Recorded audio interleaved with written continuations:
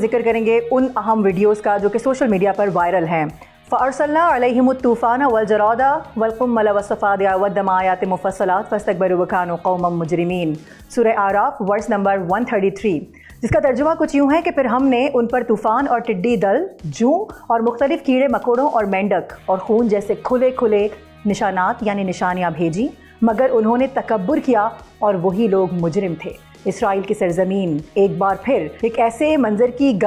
گواہ بنی ہے جس نے دلوں میں خوف، سوچوں میں ہلچل اور ایمان والوں کے ذہنوں میں کئی سوالات کو جنم دے دیا ہے۔ مختلف علاقوں میں شہد کی مکھیوں کے بے شمار جھنڈوں کا اچانک سے نمودار ہو جانا محض ایک معمولی واقعہ نہیں لگتا، بلکہ ایک ایسی غیر معمولی کیفیت ہے جو انسان کو اپنی بے بسی کا احساس دلاتی ہے۔ جنوبی شہر ہے جس میں ہزاروں مکھیوں کا یوں ایک ساتھ اتر آنا، بازاروں کا سنسان ہو جانا اور لوگوں کا گھروں اور دکانوں میں محصور ہو جانا، یہ سب کسی عام دن کا منظر نہیں تھا، بلکہ ایسا لگ رہا تھا جیسے قدرت خود کوئی پیغام دے رہی ہو۔ عینی شاہدین بتا رہے ہیں کہ فضا میں پھیلا یہ شور اور مکھیوں کی الغار کسی فلمی یا قیامت خیز منظر سے کم نہ تھی، اور پھر وہ اطلاعات کہ مکھیوں کے جھنڈ نے ایک فوجی طیارے کو اڑان بھرنے سے روک دیا کیونکہ وہ اس کے انجن کے آس پاس جمع ہو گئی تھیں۔ یہ منظر گویا طاقت کے گھمنڈ کو چیلنج کرتا دکھائی دیا۔ ایک جانب جدید ٹیکنالوجی ہے ناظرین، دوسری جانب اللہ کی ایک چھوٹی سی مخلوق اور نتیجہ بے بسی۔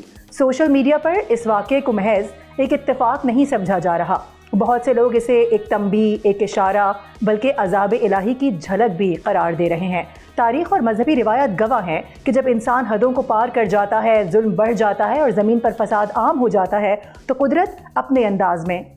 خبردار کرتی نظر آتی ہے، کبھی آندھیوں کی صورت میں، کبھی بارشوں کی صورت میں اور کبھی انہی چھوٹی مخلوقات کے ذریعے۔ اور ناظرین، یہ کوئی پہلا واقعہ نہیں ہے۔ آپ کو یاد دلاتے چلوں کہ اس سے قبل تل ابیب میں کووں کی غیر معمولی الغار نے بھی خوف کی فضا قائم کر دی تھی۔ روایات میں ایسے مناظر کو اکثر آزمائش یا تنبیہ کے طور پر دیکھا جاتا ہے، ایک ایسا پیغام جو براہ راست نہیں مگر گہرا ہوتا ہے۔ یقیناً سائنس اس کی اپنی وجوہات بیان کرتی ہے، موسم، ماحول اور قدرتی نظام سے متعلق بہت ساری چیزیں سامنے آتی ہیں، مگر سوال یہ ہے کہ کیا ہر چیز کو سائنسی اینک سے دیکھا جا سکتا ہے، یا پھر واقعات میں وہ خاموش اشارے بھی پوشیدہ ہوتے ہیں جو انسان کو اپنے اعمال پر غور کرنے کی دعوت دیتے ہیں، مجبور کرتے ہیں۔ شہد کی مکھیوں کے یہ جھنڈ محض فطری عمل ہوں یا پھر کچھ اور، لیکن یہ منظر انسان کو یہ سوچنے پر ضرور مجبور کر رہا ہے کہ جب اللہ کی ایک چھوٹی سی مخلوق یوں نظام کو ہلا سکتی ہے تو پھر اس کی اصل قدرت کی اصل وسعت کیا ہوگی۔ سبسکرائب کریں اور بیل دبائیں تاکہ کوئی خبر رہ نہ جائے۔